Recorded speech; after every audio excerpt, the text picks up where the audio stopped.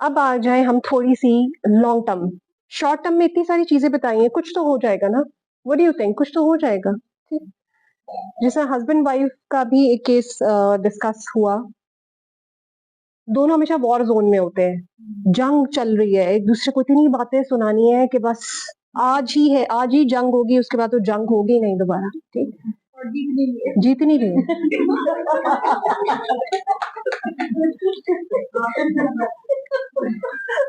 ये किससे जंग है? किसकी जंग है? कभी सोचा है कि किसकी जंग है? ये हम कौन सी जंग में उतरे हुए हैं? ये वाकई जंग है। और आप किससे कर रहे हैं जंग? और एंड पे जाके वो दोनों कंबाइन ही होते हैं, टॉम एंड जेरी। ठीक। जितनी बीच में तबाही होनी है ना, वो हो जाती है। ये कहाँ की जंग है? कभी सोचा है ये कौन सी जंग है? कौन सा वॉर जोन है जो खुल जाता है एकदम से?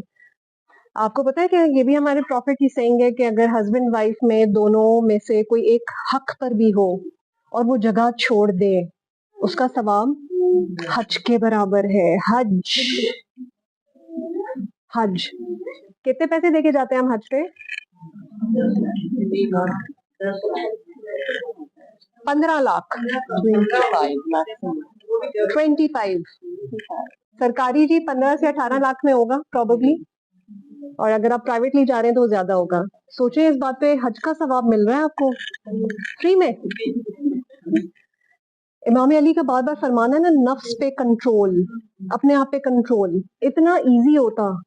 हमने इमाम की सेइंग्स पढ़ी है, वो इजी है?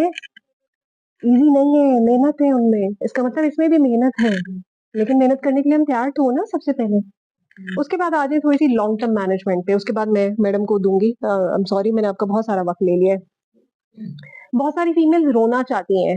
रो लें, कोई हर्ज नहीं। आपको पता है रोना इज वेंटिलेशन, कैथारसिस है।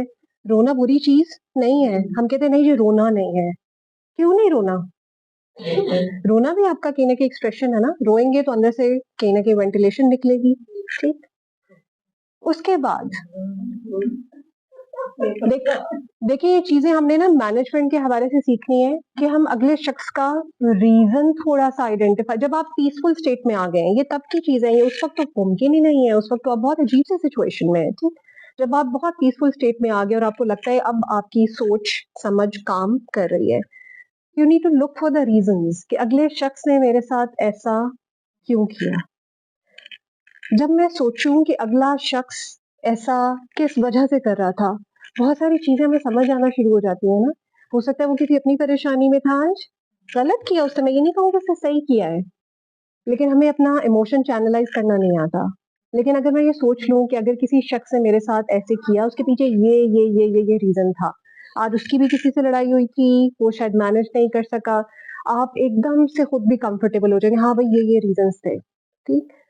और जब आप अगले शख्स के साथ कम्युनिकेट करेंगे ना, आई कैन अंडरस्टैंड, हाँ आपके ये रीजंस थे, अगली बार वो शख्स भी थोड़ा सा उस एज पे आएगा, वो भी आपकी सिचुएशन को अंडरस्टैंड करने की कोशिश करेगा। It's always vice versa. कभी भी एक तरफ चीजें नहीं जाती। कभी एक तरफ जरा 10 मरतबा हो जाता है और 11वीं दफा अगला बंदा करता है, ऐसा होता है, लेकिन मुमकिन है, डेफिनेटली मुमकिन है। एक और चीज, ये थोड़ी सी मुश्किल तो नहीं टेक्निक, लेकिन इसमें रिटन काम ज्यादा है, लेकिन मैं नहीं चाहूंगी कि आप लोग रिटन काम किताबें निकालने और उस पर लिखना शुरू हो जाए। नो। ट्रिगर्स, वजूहात, मतलब आपकी ये लड़ाई हुई, इसकी वजह क्या बनी।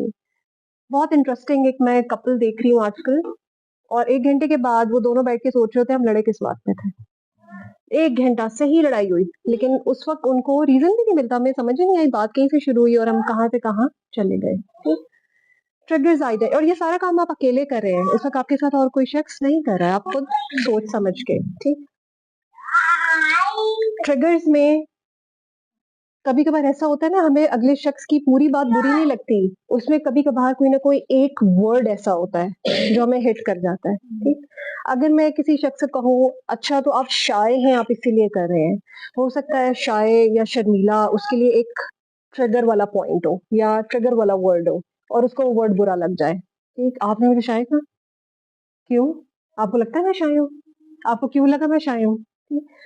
असल मकसद छोड़ के हम एक वर्ड के पीछे पड़ जाते हैं, क्योंकि वर्ड के पीछे भी कोई ना कोई हिस्ट्री होती है।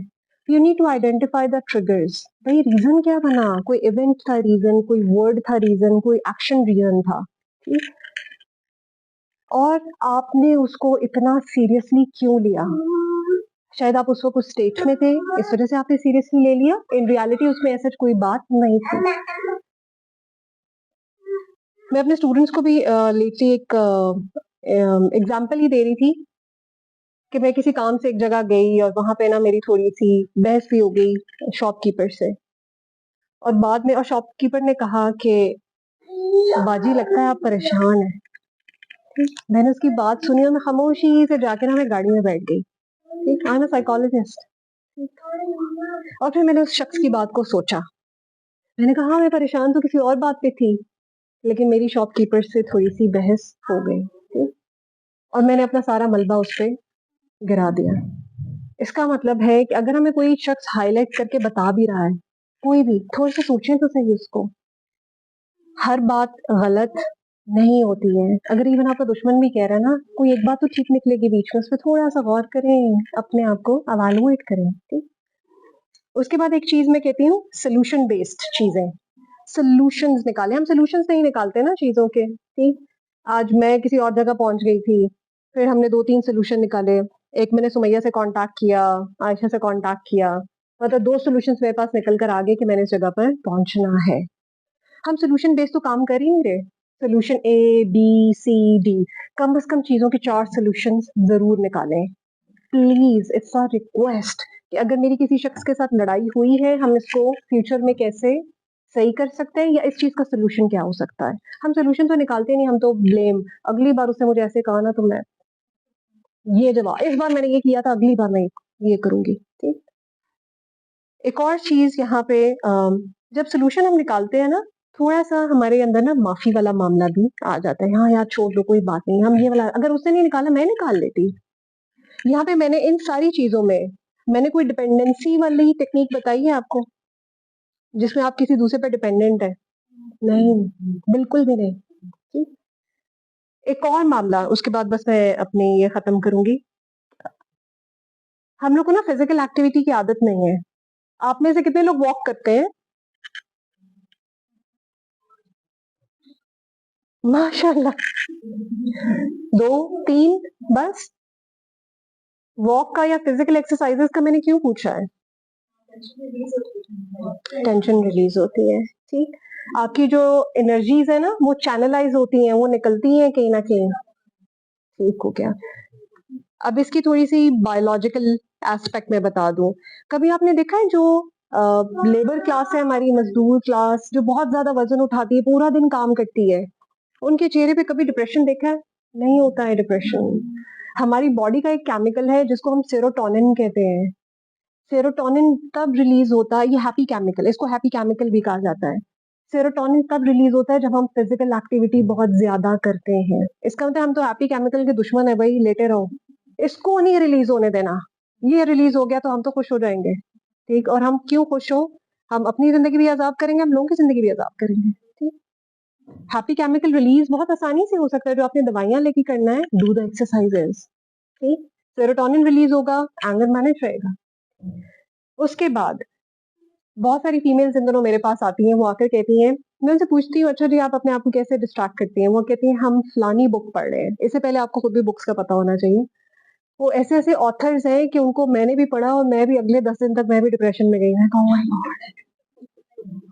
फिर अब वो फीमेल्स मुझे कहती हैं अच्छा हमें कभी समझ नहीं आती कि हम इतने टेंशन में क्यों रहते हैं।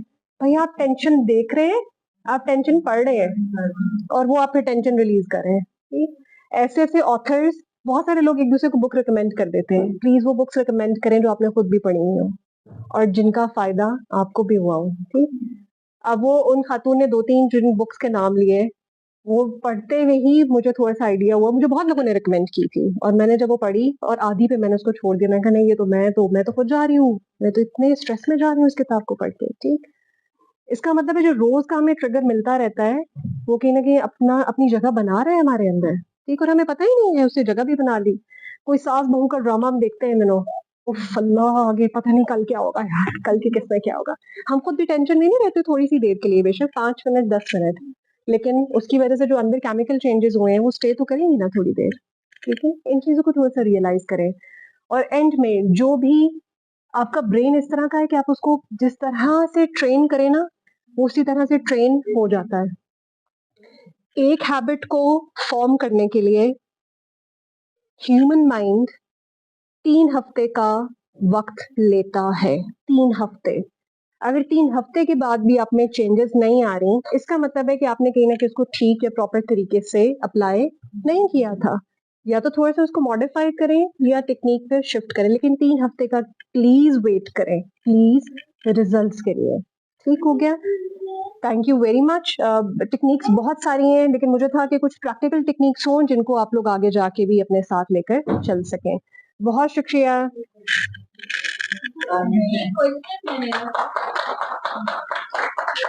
ये तो हमें बताया भी जाता था कि अगर हस्बैंड से कुछ हो रहा है किसी से, आगे से खामोश रहें, मतलब उसके बाद कुछ ना बोलें। गुड फॉर हेल्थ आपके लिए ठीक है या नहीं? अगर आप उस वक्त नहीं बोल रहे, ठीक है, आप तो जल रहे हैं अंदर, थोड़ा ना अंदर तो जल रहा है, लेकिन बाद में उसको डिस्कस जरूर करें प्लीज। जब आप बेहतर हो जाएं, जब एक अच्छी नॉर्मल फॉर्म में है, तब उस कॉन्फ्लिक्ट को डिस्कस जरूर किया जाए। जो हम कहते हैं ना, इस्लाम कहता है गुस्सा पी जाए, भाई कम ऑन, इस्लाम ये नहीं कहता आप बिल्कुल जो है ना सी लें, नहीं, उस वक्त सिचुएशन छोड़ दें। उसके बाद उस कॉन्फ्लिक्टिंग पॉइंट को जरूर डिस्कस करें जब अगला बंदा भी एक्सेप्टेंस में हो और आप भी